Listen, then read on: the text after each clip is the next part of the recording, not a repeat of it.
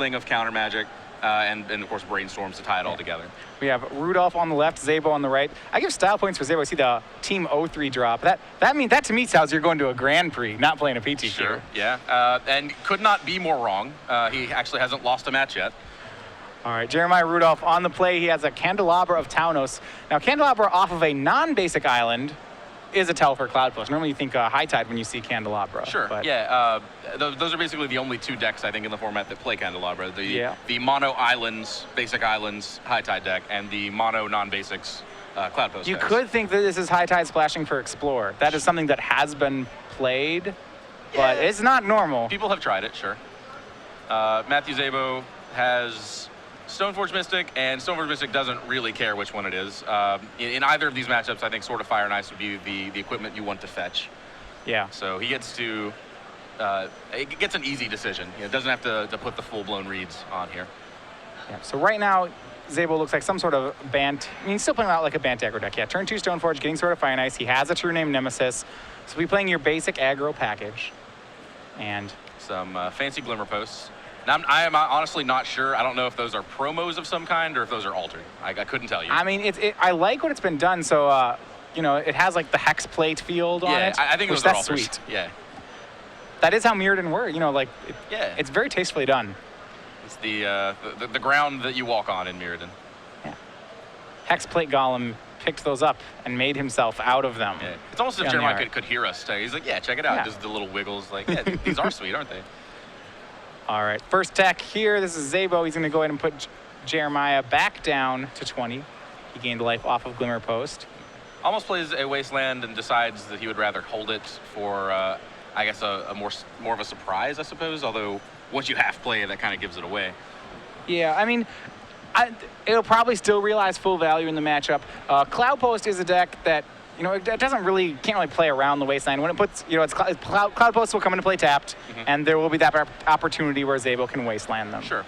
Well, having said that, he can, if he finds a crop rotation, he can set up a spot where he draws the Wasteland activation and then crop rotates that land in response. Right. And there's a full set of crop rotation in Jeremiah's deck, so a reasonable line there too. Yeah, we joked we were going to call this deck 12 posts, eventually realized there were only 10 posts, but yeah, if you count the crop rotations, the expedition maps, I think this deck is probably something more like 19 post or something like that. 17 post, we'll call 3 it. map, 4 crop rotation. 4 Primeval Titan, 21 post. All right, I can go with that. 20. Primeval Titan actually is 2 posts, so, okay, so 25 post, there we go. That's a lot of Cloud Posts. That is. And it looks like, no, okay. Oh, he is fetching with a Misty Rainforest. Yeah, Jeremiah fetches off a second tropical island. Right now he's playing fair, you know, just one land per turn. Getting a little bit behind here to Szabo's attack of Stoneforge and True Name Nemesis. Yeah. Yeah, with the mana base as we see it in play right now, this deck almost seems reasonable, you know? Like, it's not trying to do anything degenerate. I mean, it makes, right, and so that makes cards like Candelabra seem less impressive. Well, of course, as you said, leading with Candelabra on turn 1, that kind of gives it away. Yeah, leading with Candelabra turn 1, then the Glimmer Post, that takes away, that broadcasts it. Sure. And I think Szabo is now considering, does he want to show his Wasteland yet? Yeah.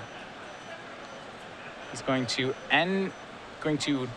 this is on turn 4, he's going to first put a sort of Feast and Famine, a little bit of a switcheroo, into play there, and now attempts to equip it to True Name Nemesis. Yeah. That is kind of going to function as a Time Walk if it hits.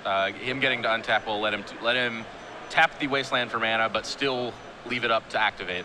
And as you see, was a repeal in Jeremiah's hand, but because Szabo put the artifacts a 3-drop, so, you know, True Name Nemesis is True Name Nemesis, Jeremiah never really had that chance to go ahead and repeal the Stoneforge Mystic for any sort of value. No, not this turn. He may get that chance yet. Although, if Szabo has anything to say about it, I imagine we'll see a Wasteland activation either before he passes the turn or somewhat promptly on Jeremiah's turn. So see, untaps all 4 lands, going to get more mana to work with. And it does have that second equipment in play, so can kind of run back that exact same play next turn with a Sword of Fire Ice if he wants to. Yep. Could also just jam the Sword of Fire Ice right now. Leave. Sure. Use the Wasteland, spend his mana, and have his full untap step and an extra one, I suppose, from the Sword of Feast and Famine on his next turn.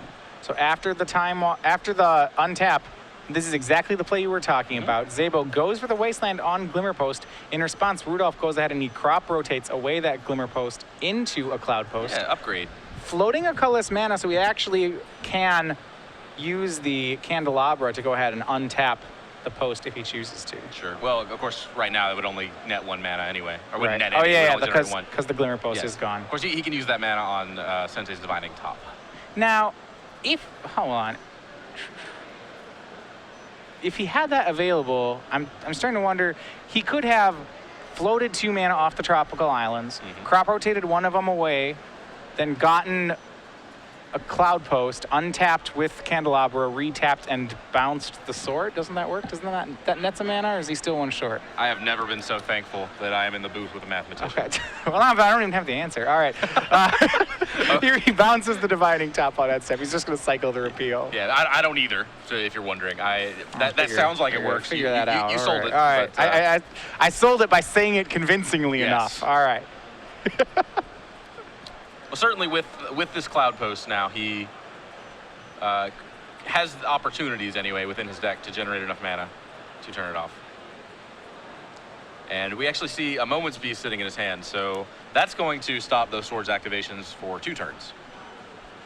And Pithing Needle is going to come down and name Wasteland. Yeah, as we said, this Cloud Post deck is the farthest you could possibly be from Wasteproof. Wasteland is always going to interact significantly with this deck, so Needle to shut it off is a pretty big game here. No, he still ends up 1 mana short, so no, there's no play there. Okay. All right. Thought person. The math gets real fun with Candelabras and Cloud Posts and crop rotations. You guys couldn't see it. Matthias was over here furiously scribbling, by the way. All right, and extra swords. That is a dual-wielding True Name Nemesis. 1 in each hand. He's running back the same play from last turn, and he's going to exalt it. Okay. And he's going to lumber over, sword in each hand. This is such a tyrannical play, like a Timmy play, you know? I'm going to put more things on my thing and hit you. This is 7-0 Legacy at its finest. And untargetable guy, put all the swords on it, get ya. Now, speaking of like the kitchen table magic, Jeremiah had the answer though. He had the Moment's Peace Yes, he too. did. I miss Moment's Peace. That card was. You gotta play fantastic. If you play non-tournament formats, there is still plenty of Moment's Peace around. That is true. This, I think, is the only Legacy deck that I see play it though. Top comes down. Top goes for a spin, and we see another crop rotation there. So that's a way to that's a shuffle effect. So that is certainly valuable, and that could potentially generate. That could convert one of those trops into a Cloud Post and kind of start going nuts. Yeah, it does not take too long before Candelabra plus Cloud Post really can pump out mana. One question for Jeremiah will be, what is he going to pump it into? He's going to go ahead and make Glacial Chasm right now, though. Wow. That's not a card that I've realized was even in his deck. Yeah, Glacial Chasm typically only played, I think, out of lands in Legacy. This is an interesting shell to put it in, actually. It's a cumulative upkeep of 2 life, something that Jeremiah has some life to work with. He had to sack a land, but he can't attack, and it's going to fog for many turns here. So this is a good setup, Jeremiah. First, he needled the Wasteland to set up the way for Glacial Chasm, and this is a great way to interact with True Name Nemesis. Yeah, absolutely. Well, a great way to, I guess, not interact with True Name Nemesis. Yeah. Just to Well, it's okay. They did it first when they played True Name, right? The Yeah. non-interaction. Yeah, it's like 2 can play that game. It's like, oh, you want to not be able to do things? Yeah, Glacial Chasm is very, very strong here. In fact, with Needle naming Wasteland, I don't think that Szabo has any way to actually get it off the table other than just wait it out, I suppose. Yeah, I mean, eventually Jeremiah will pay his whole life total. Like, he can't pay for it indefinitely, but... Yeah, I do not see a way to get rid of it. I do not believe he has... Yeah, he doesn't have a way to get a Pithing Needle off the table, and he doesn't have another way to get rid of a land other than Wasteland, so... Okay. Chasm's just going to be there for a while. This game is... He's grinding it down. Yep, and what he can do is fetch up Batterskull, add some more burly monsters to the board, and just make sure that as soon as that chasm goes away, we're attacking for lethal. Right. And so now pressure is on Rudolph. What can he do here? He's going to go ahead and he's going to play top. He's going to repeal to draw a card. Just trying to dig a little bit deeper, it looks like. Yep. Yeah, we said that Jeremiah could buy himself several turns with this Glacial Chasm. He doesn't need that many, I don't think. Depends how many cloud posts he has, but there's certainly, it's possible he does not need too many. He draws another repeal. I believe with that that crop rotation, he is capable of casting Primeval Titan this turn. Yeah, repeal with Candelabra and multiple cloud posts in play. If you want to talk about math situations, once again. Have you ever played this deck? This is I your kind of want deck, to. man. The more I'm watching this game, the more I wish I had played this deck. This looks great. I actually think the math's not as interesting right now because I'm not positive he can make enough green. Well, no, he can make enough green. Never mind. Yeah, he has the candlestick. Yeah. Oh, this is sweet.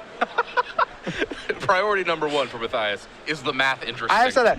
I've made a comment before. Any deck where you have to use dice to keep track of your mana, I am down for. Okay. So right here, we don't even know how much he can tap for. We have to use paper and dice. That's great. That means he's doing something really broken. Yeah, I agree. And I mean, it's intimidating. I'm not even going to try and figure it out. I mean, fortunately, I'm sitting next to a bona fide mathematician, so we're good. Sure. But All right. So what he has, he goes in crop rotations for a cloud post, which means he can have 3 mana up here. He can untap 3 lands, which is either 5 mana or 4 mana with double green. So it looks like he's a little short, except for the fact that he does have repeal. Now repeal is 2 to cast, 1 to play. Does he still have repeal, actually? Or are you counting the one that he used at his end step to bounce the top? I think he has another one in his hand. Okay. Well, he passed the turn. A candlestick basically adds 2 mana right now to him. So a repeal's not going to net him mana yet. But if he gets a 3rd locus into play, then repeal will start netting him mana because the bounce plus recast of candlestick is -3. So candlestick's going to have to be more than +2 to net mana. Sure. Right now candlestick's +2, but if he has 3 cloud posts in play, then candlestick's a +6. So he'll lose 3 mana on the recast, but he'll net 6, so he'll net 3 by repealing candlestick. This escalates quickly, doesn't it? I mean, cloud posts, they do work like they're an X squared thing going on here. So yeah, they get good real fast. Okay. And having said all that, we caught a glimpse of a Force of Will in Matthew Szabo's hand, and he does have 4 untapped lands and Noble Hierarch hiding up there at the top. So he can put the brakes on a big effect if he chooses. Yeah, and right now this is kind of some nickel and diamonds going on. Jeremiah is going to go ahead and I think he's repeal. Explaining to Szabo what you just explained to me. Well, he's actually He's just using repeal on divining top. Interesting. He is targeting divining. He first activates divining top to look at the top 3, and then he goes. No, sorry. He taps. He's tapping divining top, and then with the trigger on the stack, he's bouncing divining top to his hand, so he gets the card draw and the card draw. Okay.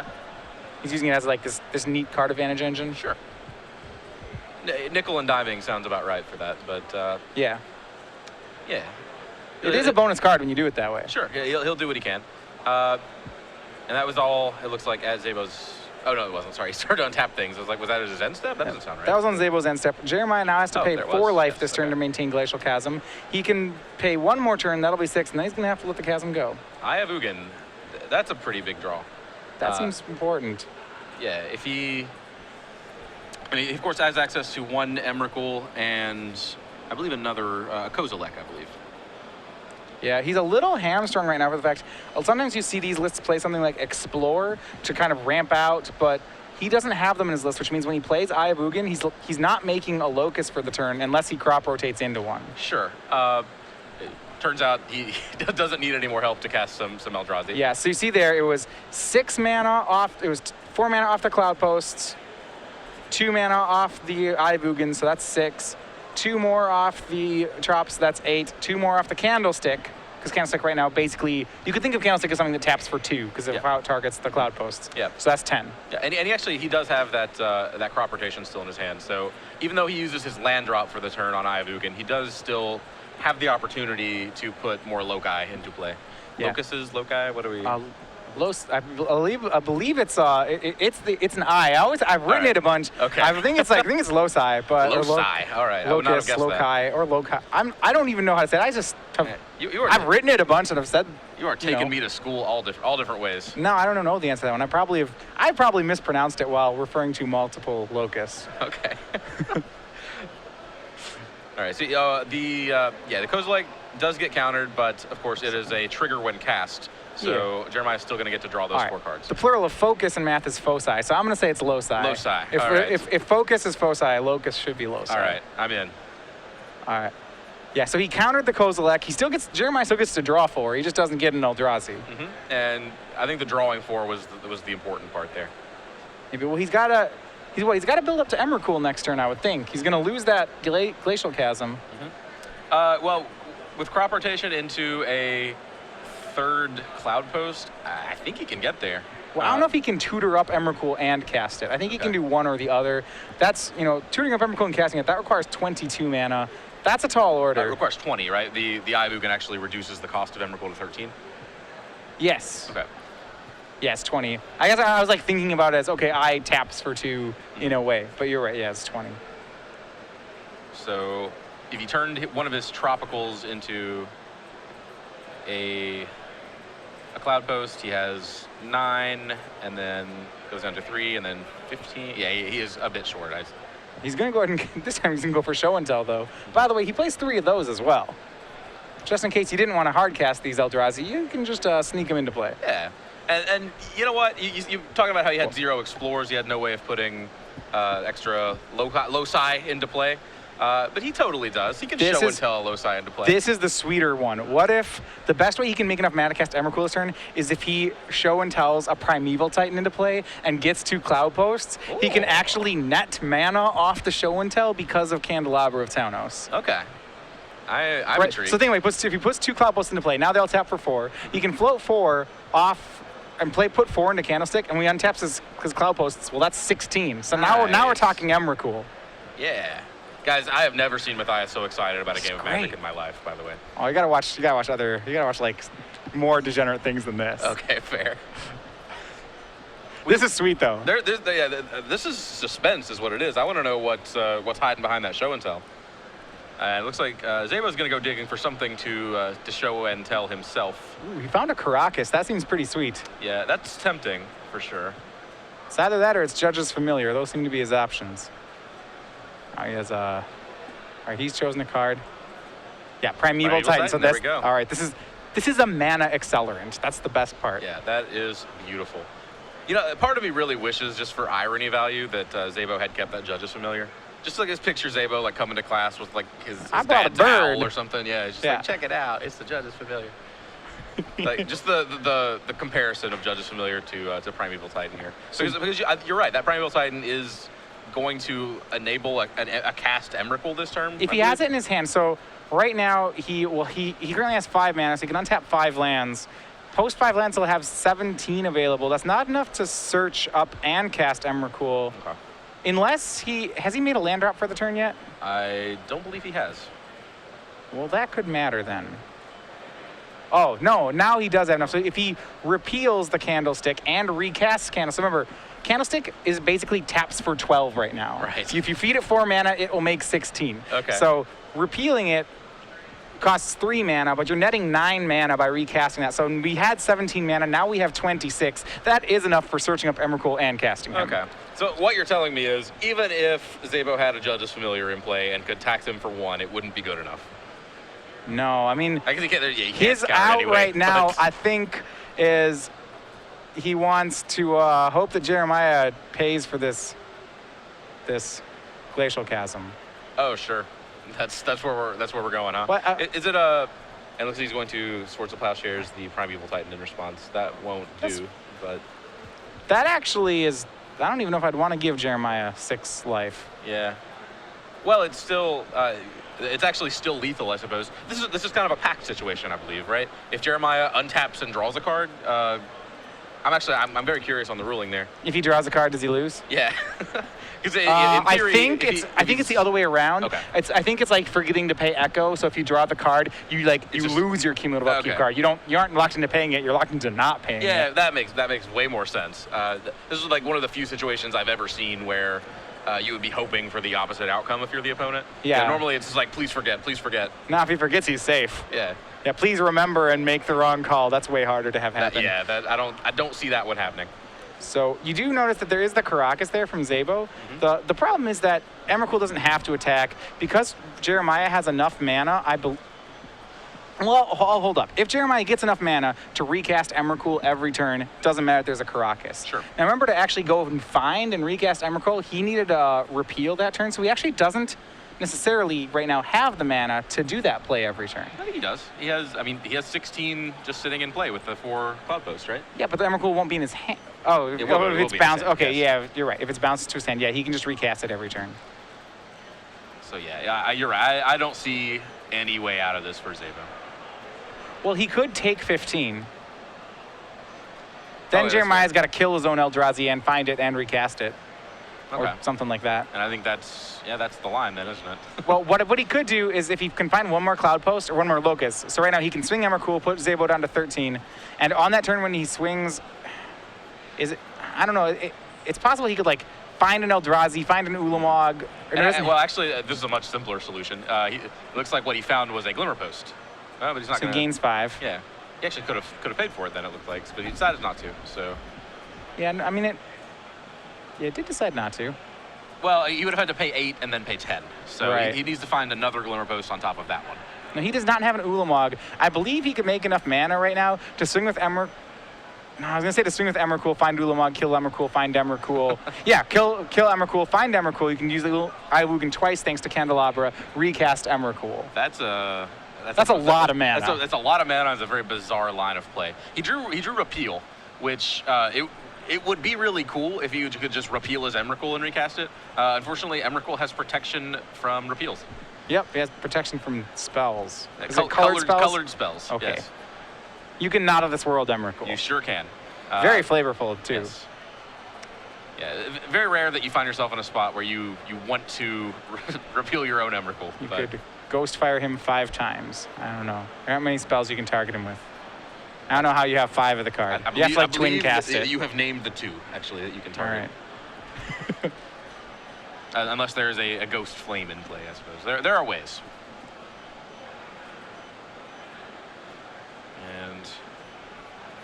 And there we go. We have another Eldrazi. That's not the one you were looking for. No, I do. Yeah, it's Kozilek. He doesn't have an Ulamog to blow up the Emrakul, find it, and recast it. Oh, you're right. There's just not one in his list. He did find 6 more life. Yeah, he did find 6 more life, and if he found a crop rotation, then he found a lot more life. Enough where I don't think True Name is going to kill him. Does he still have the Moments piece in his graveyard? Looks like he does not, right? I'm not certain. I only recall him fogging once. Oh, okay, yeah. So I didn't remember him flashing it back, but I was because like, he didn't. Where did it go? Yeah. Kozilek died. Yes, okay. Yeah, Kozilek got countered earlier, so it reshuffled it. Okay, the Kozilek went to his graveyard. That's how it is there again. Eldrazi don't die. They just shuffle away. They just steal your Moments pieces. That's flavorful. One does not get a Moments piece when there are Eldrazi stomping around. Another Glimmer Post, as we said there. So that one's going to be for 6 life. Jeremiah's up to 19. If he has a crop rotation, he can be up to 26. He'll play another Candelabra. He has 100,000 mana. Even if he had another Cloud Post or Glimmer Post in hand, I just want to see him show and tell a Glimmer Post. That's the kind of cute play that I enjoy. If he had any way to kill any of his Eldrazi right now, he would certainly have enough mana to untap Iwugan, recast. Like that play I was talking about, if he had an Ulamog in his deck, he could definitely make it. He has more than enough mana to find Ulamog, cast Ulamog, kill Emrakul, find Emrakul, cast Emrakul, take another turn. How much mana can he make? I know. You know what? I regret asking that question the moment it came out. I mean, there's things he could try to do to get even more mana. Like he could say bounce his he could do stuff like recast Kozilek, try to find crop rotations, crop rotate into more Locust, then that would might even net him mana at this point. Is it really dumb? I would like to just, pause this game and just, time out, see how much mana you can make. Yeah, so you found crop rotation. There's a problem here that crop rotation, I mean, there's no problems here at all. Yeah, he's got the game. I was going to say, for the making mana sake, the fact he drew the Glimmer Post and the crop rotation, so he couldn't crop rotate into the post. So maximum mana is not there. No, this looks fine. He can't maximize the mana production. That's what I'm saying. See, your concern was he does not get to, make 4 digits of mana. Well, you were asking how much he could make, so then I wanted to know. That is, fair enough. But Jeremiah does manage to gain another 11 life, or I guess another 8 there. Yeah. Puts himself well out of 1 swing range for that Trio Nemesis, and that will do it. I'm a fan. I'm going to say I am a fan right now. Yeah, I'm okay with it. Honestly, I'm a big fan of Matthew Szabo's deck. We didn't really get to see it in action. Right. But I love Edric's Spymaster of Trust. This is a card that I first encountered in the Magic Online cube. And I think I'm addicted to that card. I could be 3 picks in, be Green's sweet in the hit him cube. to Turok, Necropotent, Phyrexian Obliterator, and then I get past Edric, and I'm like, whoa, that's a loud signal. I better move in. Edric, Elf Rogue over to your left. He himself does not do too much. He's a 2/2 for 3, but he draws you many cards if you're playing smaller creatures. Yeah, so this deck, I would love to see it at least bust loose in one game and just start drawing new fistfuls of cards. What do you think of this matchup post board? What's it look like he's going to be doing? So let's go ahead and look at some of the things he has post board. He has Pithing Needle, which that should be really good against cards like Candelabra Taunos. And this is actually, whereas against High Tide, I'm not a huge fan of needling Candelabras. I actually think that the Candelabras are more essential for a deck like Cloud Post than they are for a deck like High Tide. I agree. And there are a couple of other good targets too. He could name Expedition Map. Right, you can name maps. Top. Seal of Primordium similarly seems like it would be fine. There's a lot of artifacts on Jeremiah's side. There aren't too many things he has, to be totally honest. No, it doesn't look like it. Do you bring in Envelop because you saw Show and Tell, do you think? Possibly. I'm not positive about that. Okay. So, Matthew Szabo has three envelops, which it counters just sorceries, so it really only has the Show and Tells as targets. But those are big targets, right? They're big targets. They don't seem like the main plan from Jeremiah, so yeah, you can hit a Show and Tell. And that's probably pretty good if you did, but, 3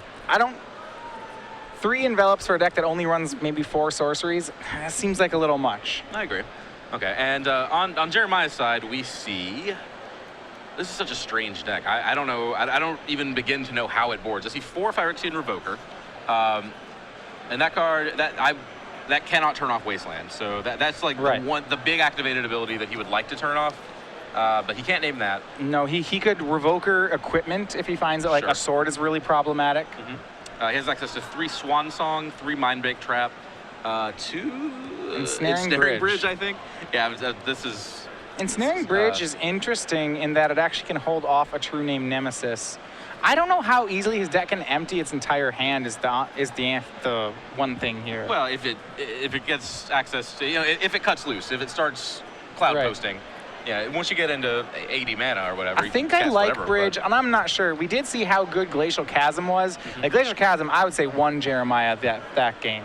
The Needle plus Chasm, this idea that he's locking Szabo out of the game. So Ensnaring Bridge is a card that's very good at locking people out of the game. Okay. So it's possible that Jeremiah just wants more of that effect. Yeah, I agree. Here's an interesting thought.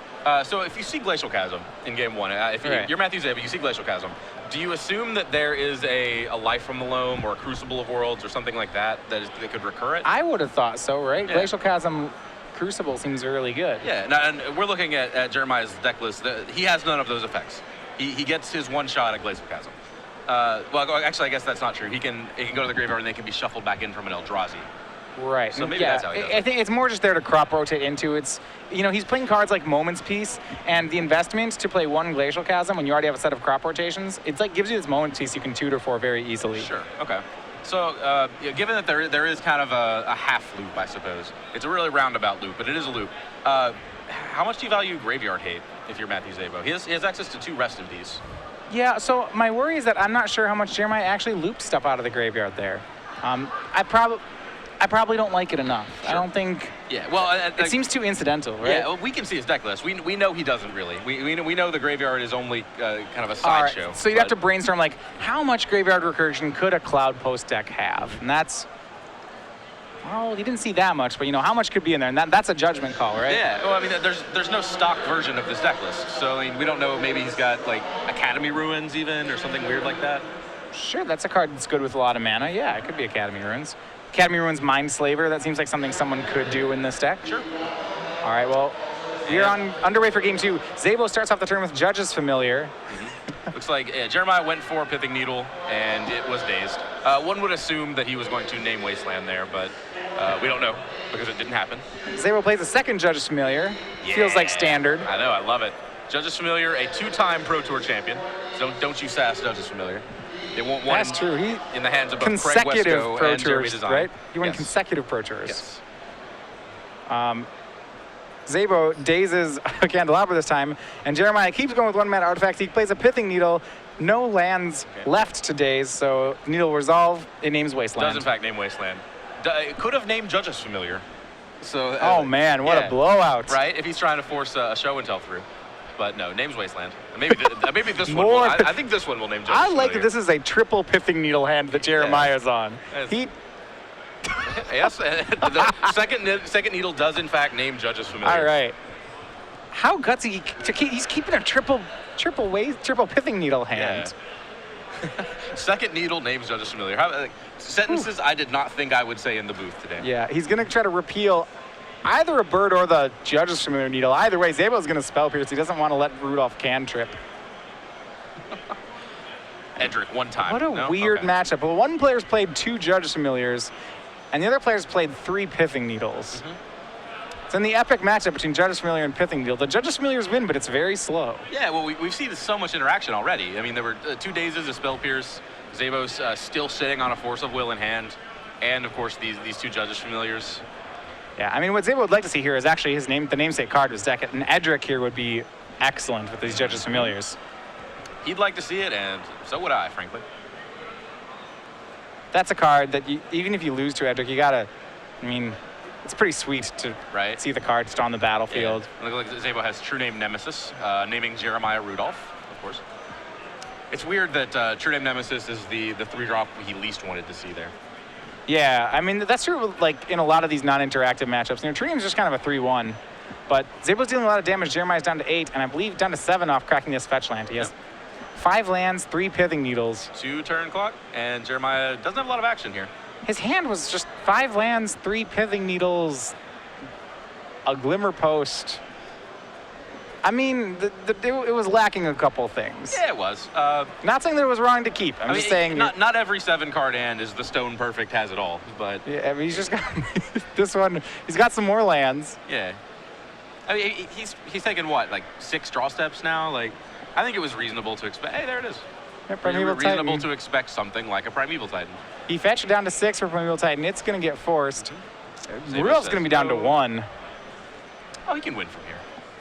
He Actually, can. He probably can't, actually. I want to say never, just because I would like to be surprised when it actually He could happens. Primeval Titan for a pair of Glimmer Posts. Boom, gain 6. Oh, okay. Yeah, that's pretty good. Especially, sorry. He could play a Glimmer Post and then Primeval Titan. The best one would be to play a Cloud Post, then Titan for 2 Glimmer Posts. Yeah. That's max value right there. Okay. Because then next turn he just starts doing broken things, right? but it doesn't happen. Yeah. Szabo gets the game. All right. So we've seen the turbo-powered high end from Jeremiah. We've seen the needle a lot and do nothing end from Jeremiah, and we have seen the Judge's Familiar aggro hand. yeah the days a lot end from Matthew Szabo. You know, we saw a lot of interaction and then the Judge's Familiar beatdown. I want to see an Edric. Yeah, I'd love to see the Judge's Familiar into Edric draw. I think what Szabo just needed that game was he just needed a head draw with some disruption. Rudolph's hand, more or less that game to me felt like it was Rudolph's hand not coming together. Like, Yeah, he I didn't agree. really do anything. You know what's so weird about this matchup from Szabo's perspective is he has so much interaction that is kind of tax oriented. Like we saw Daze, Spell Pierce, Judge's Familiar, and they were actually pretty good there. He was on the play. He could kind of get out ahead of Jeremiah mana-wise. But like this deck, it looks like all it's doing is making mana, but really it's playing fair until you let it not play fair. Yeah, I mean, we saw it last time. Jeremiah Rudolph's deck was playing very fair most of the game, and then it really just flipped a switch and started being really unfair. Yes. So like there's a weird tension there. Like a card like Daze doesn't seem like it would be very good against the card Cloud Post. But having said that, if you do manage to counter a crop rotation, that's a huge play. Yeah, I mean, it was actually, the Dazes were very good on the early turns here because Jeremiah's deck doesn't start leveraging large mana advantages until much later in the game. So I actually think there's a pretty decent window for cards like Daze and maybe even Judge's Familiar. There's a much better window when you're on the play, however. So, that's true. Yeah, well, we don't know. He might actually consider like trimming some of that, but as we said, he actually doesn't really have a lot to bring in. Yeah, I don't think there's not much for him to bring in, especially when you're playing a strategy like Edric. You kind of want these Judges Familiars. I mean, in the sense that they're never totally dead. Sure. Yeah, they're flying men. I mean, flying men is fine if you have Edric, flying men's great. True. I think that is how we arrived here. That is how we arrived at 7-0, which brings us a single tear to my eye. All right, looks like it's going to be a 6-on-6 for game 3. Both players mulliganing in about less than 5 seconds. Nothing close. That no surface on Jeremiah's face was beautiful. It was just like, whoa. He had never seen a hand so bad in his life, it looked like. Remember, this match with top 8 implications. If Szabo wins, he will be a lock for top 8. Jeremiah with a win is knocking on the door. Not necessarily a lock, but a strong favorite for top 8. Very strong, yeah. If he were to win this match, he would need to not 0-2. He would need another draw, right? Yes. So even if he were to win this match and then get paired down and lose, it's likely, as long as he were paired in the last round with someone who felt comfortable drawing him himself, then he would be able to get in. At 6, could he make it at 6-1-2?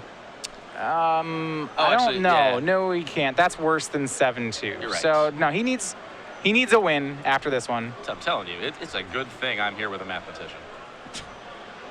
All right, turn 1, Jeremiah. He has the Pithing Needle once again. I'm guessing Wasteland. We'll get a. How sweet if it was just Flooded Strand. just blind. Got him. Right. No, it was in fact Wasteland. Just he's like, I had the read. Yeah. Cold soul reads. The judge's like, hold up. Yeah, that would be sweet actually. But honestly, turn 1 Needle on Wasteland is pretty sweet in its own right here. Yeah. It takes away that element of the Bant deck. Yep. And once again, we have Judge's Familiar. Yep. And there is a Daze in Szabo's hand, so. Yeah, this is very much kind of an initiative-driven game here. If Jeremiah had been on the draw, that needle would have hit would have met a Daze, and we would have been kind of experiencing game 2 all over again, I think. Daze doing good work there once again. Jeremiah played a Divining Top in Cloud Post, but because Cloud Post comes into play tapped, Szabo was able to Daze the Divining Top. But here we have Jeremiah with a backup top. Yeah, it's cool. Top number 2. Top's one of those cards that it doesn't really improve it at multiples. I say as he draws a third one. Yes, a third copy. Yeah. It's sort of, you can cash them in as long as you can shuffle your deck, so it's not absolutely terrible to draw excess tops. Yeah. And we see him doing that right away. Plays a second top, draws up the first one, cracks this fetch land for another drop. Yep. And Jeremiah looking like he's going to get his feet established in this third game. He doesn't have the second Locust yet, so he's still playing fair with his lands, but it only takes like one more before Cloud Post starts becoming a real good card. Yep. Ideally, yeah, he could crop rotation for 1. He's kind of hamstrung right now by these 2 Judges Familiars. Yeah, Szabo, on his turn, he's going to start with a Brainstorm. He has some options available to him. He had Noble Hierarch, Force of Will, another land off the Brainstorm. It looks like he put the Hierarch back, but it's going to keep the Force of Will. Okay. Swings in for 2 with the Judges Familiars, and we'll see how he chooses to follow up. So just going to ride those 2 flying men all the way to the 3 those flying men. 3 flying birds, men.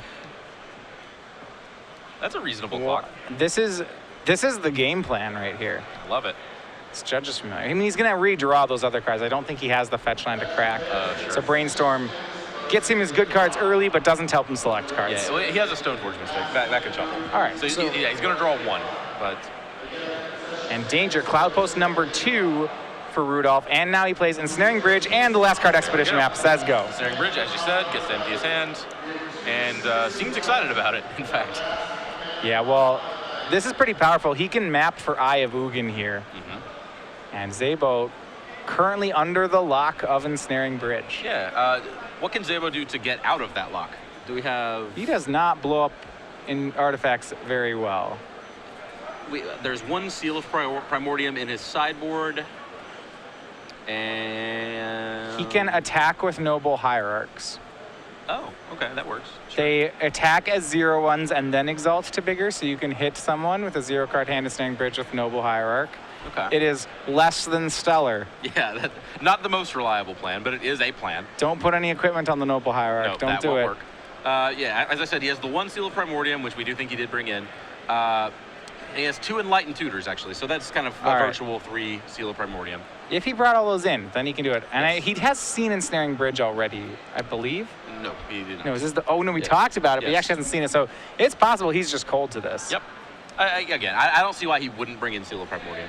He's got some dead cards. Seal certainly seems like it's not dead in the matchup. Yeah, if I'm in Szabo's seat here, I don't think I would bring in Enlightened Tutors as backup seals. I don't see them doing much else in this matchup. So he might just be on the 1-outer, not a 3-outer. Yeah, pure 1-outer, and actually still needs to find a green source. So, ooh, this seems like it's going in. Rudolph is gonna be able to coast in from here. Yep. Yeah, as you said, he can retrieve. He could have retrieved Eye of Ugin, but it looks like he is just going to loci up. Mapping for a 3rd Cloud Post. All the Divining Top activations he could ever want. Yep. Yeah, as you said, Szabo drawing to kind of a runner. One of those has to be a 1-outer kind of thing. We don't know exactly how Szabo sideboarded, but drawing very thin. So I think Jeremiah rightly recognizes he can take his time here. All right, and we'll see from Rudolph. Going to go ahead and top on end step. Remember, he just had a fresh shuffle. Yep. So these are 3 new cards. Jeremiah's so animated. He looks at 3, he's like, those 3 are terrible, and he just, his face tells the tale. I'm going to draw off Divining Top, putting it back on top. I think he's going to shuffle. Yes, show and tell, actually. Okay. And what is Jeremiah going to bring? It is Primeval Titan. Well, that's a big one. Yeah. That'll probably get, I imagine that will get Cloud Post Eye. Yeah. Now, remember, Ensnaring Bridge affects both players, so Jeremiah cannot attack with his Primeval Titan. At least I think it affects both players. We should get that confirmed. Yeah, it cannot attack. Yeah. Okay. So eventually, he's going to have to get 15 cards in his hand. That's the only solution. The only solution, huh? I mean, it's going to be tough, but yeah. Okay. All right. I imagine he assembles a mass of Eldrazi and then removes the bridge. Yeah, how does he remove the bridge, actually? He can repeal it. That's a good... Oh, yeah, he has repeal, sure. He has a full package of 4 repeal, so... That's it, yeah. To be fair, but yes. Okay, so maybe this game is won by Matthew Szabo finding all of his Force of Wills and countering all the repeals. Or maybe they just sit there at the bridge and play for the entire game, and eventually Jeremiah gets 8 cards, discards an Emrakul, shuffles up, and 43 turns later, Szabo decks. Okay.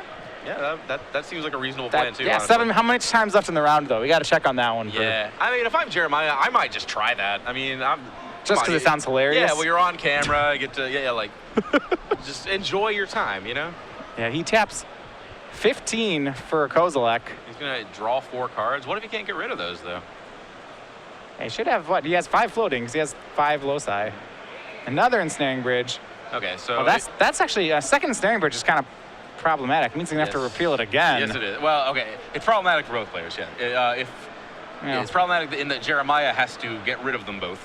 Yeah. And it's problematic for Szabo in that he has to get rid of them both. It's kind of works both ways there. Honestly, I think if a second Ensnaring Bridge enters play, I'm pretty sure Szabo's dream of ever attacking with a non-noble hierarch is dead. Yeah, we see he's topping a bunch here. Oh, he has grip as well. Looks like he Yeah, poured his some grip. frozen grips in. Topped then, now he's brainstorming after topping. Okay. And we see he has found his Emrakul. I don't think he can cast it this turn. That's going to be for next turn. So he's going to take some Judge's familiar aggro. He may be able to cast it with that the candelabra. Oh wait, oh yeah, he has Candelabra. Yeah. Oh, just kidding. This is just kidding. He has 100 mana. Yeah, here's Emrakul. All right. Boom. All right. With mana to spare. Yep, and we know that he has that. Well, he has a repeal in hand. Yep. So. Gonna repeal his Ensnaring Bridge, I think. Yep. Repeals Bridge. Yeah, and I think Szabo actually still has that force. He may fight over this. Oh boy. All right, he's gonna force that. Okay. And of course, we know there's a Krosan grip on top as well. So. I mean, yeah, it's.